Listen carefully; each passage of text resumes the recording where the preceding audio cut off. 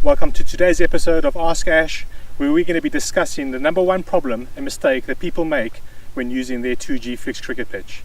We're going to be covering aspects that will allow you to get more longevity out of your cricket pitch.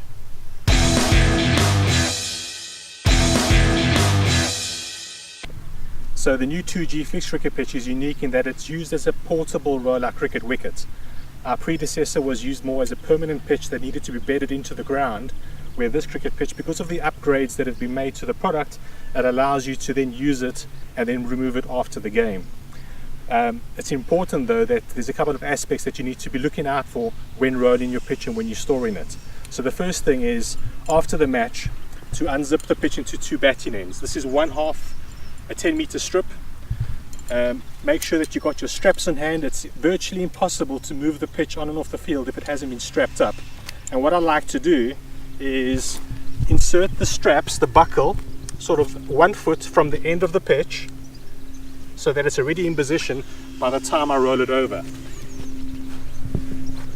So on both ends, about a foot in, put the straps into position and then roll the pitch up from the creases towards the middle. Now the reason why that's important is that when you use the pitch at your next match, it allows you to then align up the two half batting ends together in the middle, clip them together and then roll them out to form your full match pitch. So if you come to this side, you will see that we've got the quarter tiles here, which allows you to get a nice tight roll. It's important to roll the pitch so that it's straight, so that you can get longevity out of the pitch. We found that pitches that are loosely rolled and that are left to lie on its side, when they're rolled out into the middle, they tend to be quite wavy. So it's quite important to get a nice sort of firm, tight roll initially first up, and then to make sure that the pitch is rolled up straight.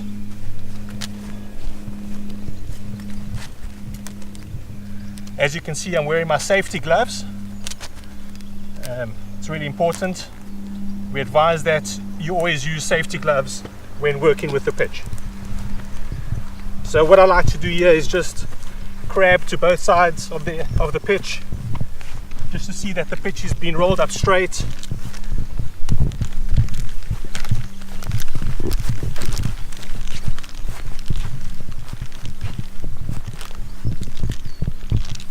And then you roll it over the buckles that you've already put in place. Nice and easy.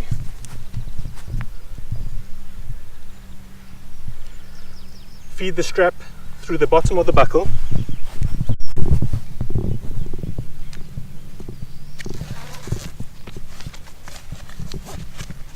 And secure it tightly.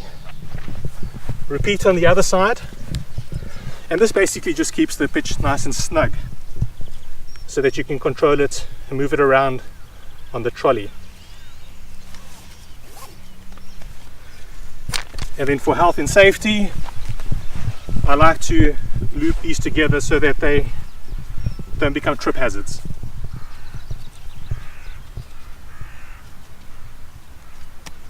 Nicely rolled up, and then standing the pitch upright, ready for transport. So we often get reminded about how heavy and cumbersome the original fixed cricket pitch was, and with the upgrades and improvements with this new 2G fixed cricket pitch, we feel that we've solved that issue with you with regards to making the pitch a lot easier to use, a lot more manageable, and possible for one person to move on and off the pitch, which I'm going to show you today. So one of the new features that we've brought out with this new pitch is our bespoke safety trolley. You'll see that it's got pneumatic wheels, which means that you can now push the pitch over any terrain, be it soft ground, gravel stones, up and down a flight of stairs. It's also got a concave back, which allows the pitch to sit snugly into the cage. And then we've got a safety strap that allows you to strap the pitch securely onto the trolley, so that if you do push it over a bump or a hobble, the pitch is not going to fall over and injure anybody. It's important though to remember that when you move in the cricket pitch, to make sure that it's always strapped and is always in an upright position. So I'll just show you how that works.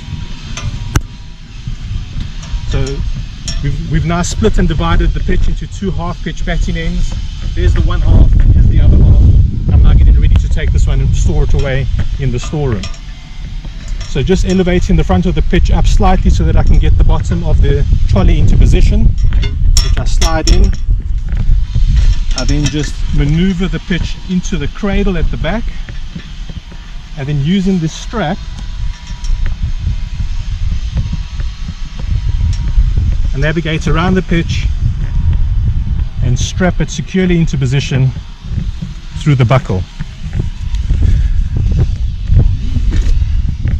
and then just tighten that onto the pitch. So now whatever happens, the pitch will be securely in position, and you can even store it in your storeroom on the trolley as it is.